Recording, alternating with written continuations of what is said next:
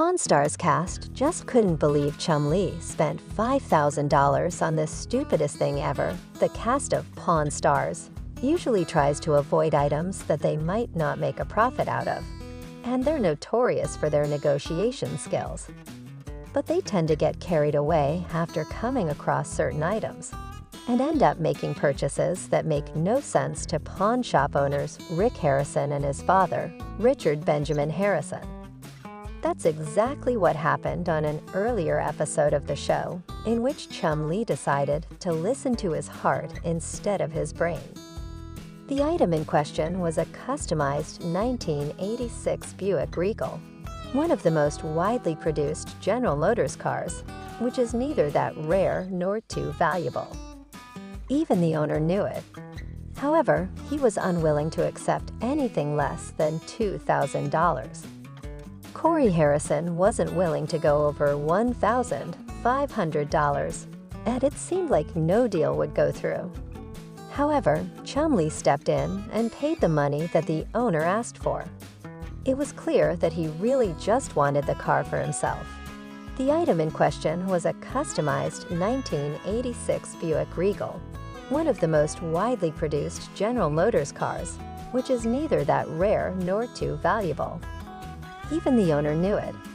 However, he was unwilling to accept anything less than $2,000.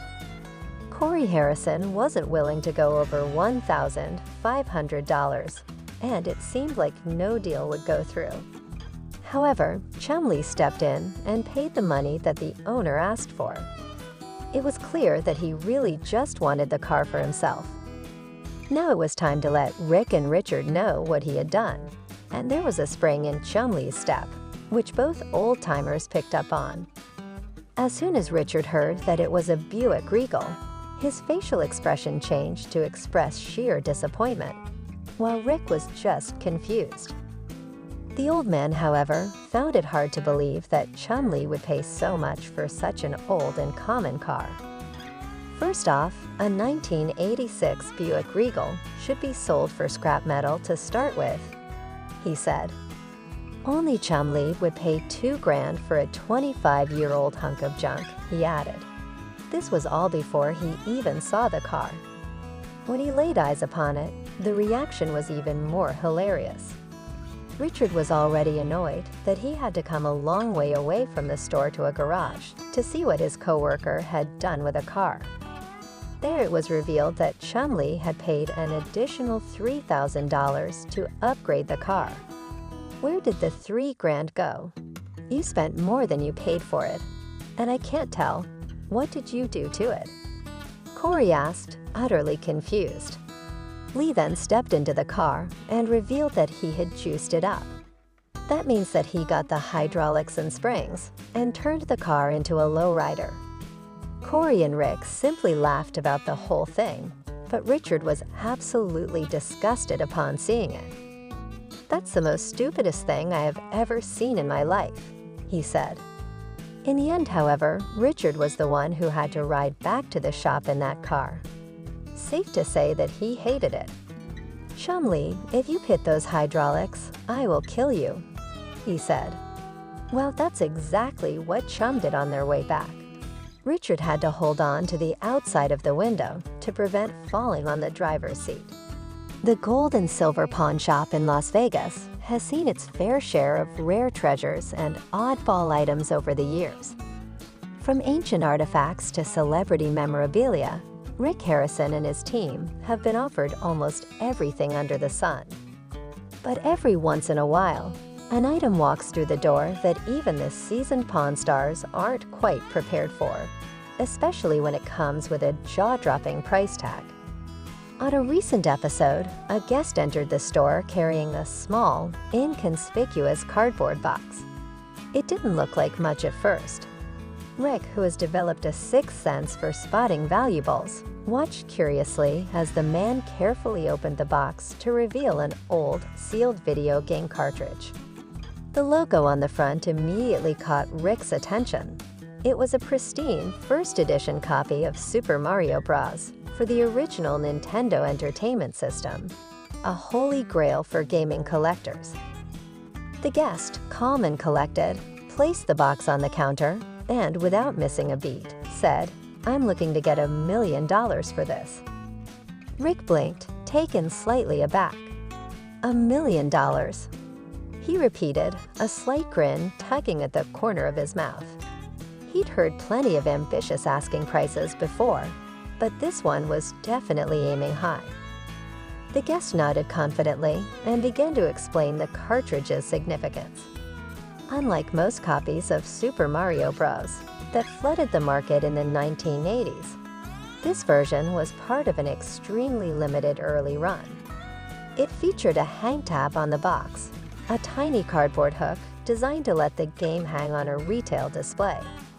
Later editions did away with the hang tab, making this variant one of the rarest and most sought after by collectors. Not only that, but the box was still factory sealed, its shrink wrap perfectly intact, and it had been professionally graded with a near-perfect score. Rick, intrigued, asked a few more questions. The guest revealed that the game had been tucked away in his late uncle's attic for decades, forgotten until a recent estate cleanup. It had been protected from sunlight, moisture, and all the other usual environmental threats that could damage collectibles over time. In the world of retro gaming, this was about as close to a miracle as it got. Still, Rick wasn't about to shell out $1 million without doing his homework. He called in an expert, a well-known video game appraiser who had previously appeared on the show. After a careful examination and a lot of back-and-forth discussion, the expert confirmed that the cartridge was indeed authentic and among the finest examples known to exist. The expert explained that similar copies had gone to auction in recent years and fetched staggering sums. One particular copy of Super Mario Bros. Had sold for over $600,000. In another instance, a sealed first print game had crossed the $1.5 million mark. Although that sale had involved a private auction and some very motivated bidders. While $1 million wasn't entirely outside the realm of possibility, it was at the very top end of what anyone might realistically expect. Rick faced a dilemma. As much as he admired the piece, spending 7 figures on a single item, especially something that might take years to resell at a profit, was a massive risk. The pawn shop's business model thrived on turning items over relatively quickly, not sitting on inventory for potentially decades. He thanked the expert and turned his attention back to the guest. Rick acknowledged the cartridge's rarity and value, complimenting the man on finding such an incredible piece. But in classic Rick Harrison fashion, he had to be honest. "I'm not a museum. I can't tie up that much money in one item, even if it's amazing." Rick offered a generous counter, one that was still staggering by any normal standard: $400,000. It was a serious offer that recognized the game's value, but still allowed Rick some margin to eventually profit. However, the guest stood firm. He believed that the game's value was only going to go up, especially as nostalgia for classic gaming continued to soar. In his eyes, $1 million was not just fair, it was a bargain for a piece of gaming history.